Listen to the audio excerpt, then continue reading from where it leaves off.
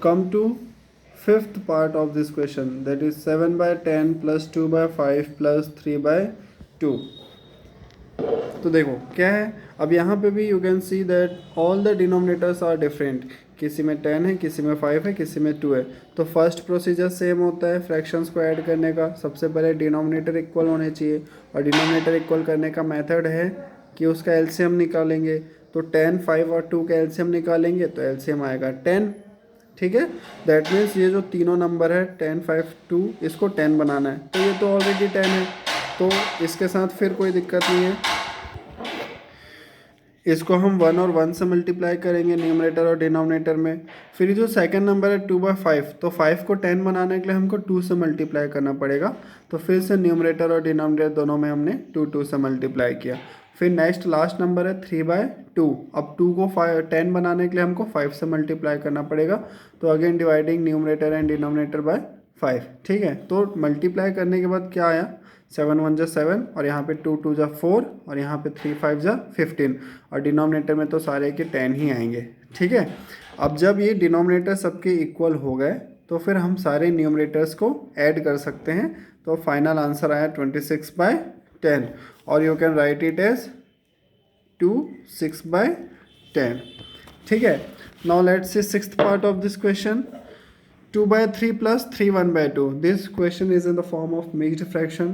तो सबसे पहले तो मिक्स्ड फ्रैक्शन को हम इम्प्रॉपर फ्रैक्शन में चेंज करेंगे। कैसे करते हैं, this denominator will get multiplied with this whole number middle part. ठीक है, तो 2 3 जा हुआ 6। अब 6 में ऐड करेंगे न्यूमरेटर को। ठीक है, तो 6 + 2 हो गया 8, तो नंबर इज 8/3। वैसे इसको कैसे करेंगे, 3 2 जा 6 + 1 7, तो ये हो गया 7/2। अब ये इम्प्रॉपर फ्रैक्शन में चेंज हो चुका है। फिर से इसको ऐड करने के लिए पहले 3 और 2 का एलसीएम निकालेंगे, 6 आएगा। 3 को 2 से मल्टीप्लाई करेंगे तो 6 होगा, और 2 को 3 से मल्टीप्लाई करेंगे तो 6 होगा। So we got the new number with equal denominators. तो ये हो गया 16/6 + 21/6। अब after adding the numerator will get answer is 37/6। ठीक है, 37/6 को हम लिख सकते हैं 6 1/6। अब ये मिक्स्ड इम्प्रॉपर फ्रैक्शन को मिक्स्ड फ्रैक्शन में कैसे चेंज करते हैं। सपोज यहाँ पे क्या है, 37/6 है हमारा आंसर। ये इसको आप देख सकते हैं 37/6 है। तो यहाँ पे क्या हो गया, ये इम्प्रॉपर फ्रैक्शन है जिसमें न्यूमरेटर बड़ा है डिनोमिनेटर से। ठीक है, तो इसको हमको मिक्स्ड फ्रैक्शन में लिखना पड़ेगा। मिक्स्ड फ्रैक्शन में कन्वर्ट कैसे करते हैं, इसको डिवाइड कर लीजिए आप। 37/6 था, तो 37 को 6 से डिवाइड करेंगे तो क्या होगा, 6 6 जा 36, और रिमाइंडर आया 1। तो इसको लिखने का तरीका ये है, जो रिमाइंडर होता है वो न्यूमरेटर में आता है। ठीक है, जो रिमाइंडर होता है वो न्यूमरेटर में आता है, और जो क्वेश्चंट होता है वो मिडिल पार्ट होता है, और जो डिविडेंड होता है वो डिनोमिनेटर होता है। ठीक है, डिनोमिनेटर, और ये हो गया क्वेश्चंट। ठीक है, तो ये हमारा मिक्स्ड फ्रैक्शन हो गया 6 1/8। आपको समझ आ रहा है। ठीक है, like this you can convert improper fraction to mixed fraction. Now coming to the word problems. ठीक है, स्टेटमेंट सम्स देखेंगे हम।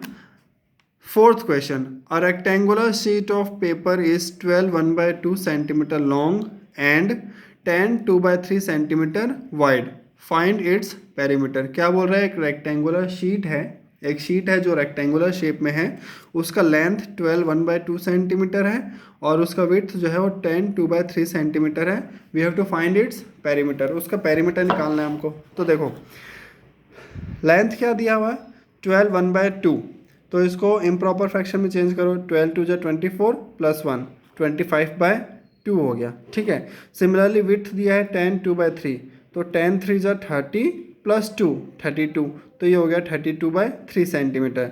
तो लेंथ और विड्थ हमको पता चल गया। तो हमको पता है रेक्टेंगल का पेरीमीटर क्या होता है, फॉर्मूला 2 लेंथ + ब्रेथ।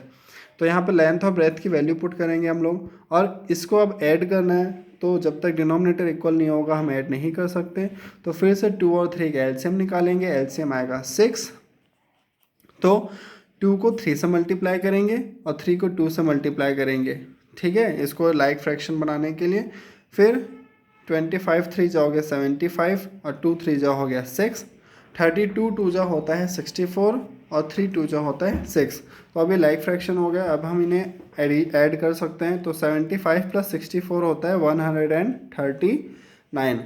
तो ये क्या हो गया 2 इनसाइड ब्रैकेट 139/6। तो जब ब्रैकेट ओपन होगा तो ये मल्टीप्लाई होगा,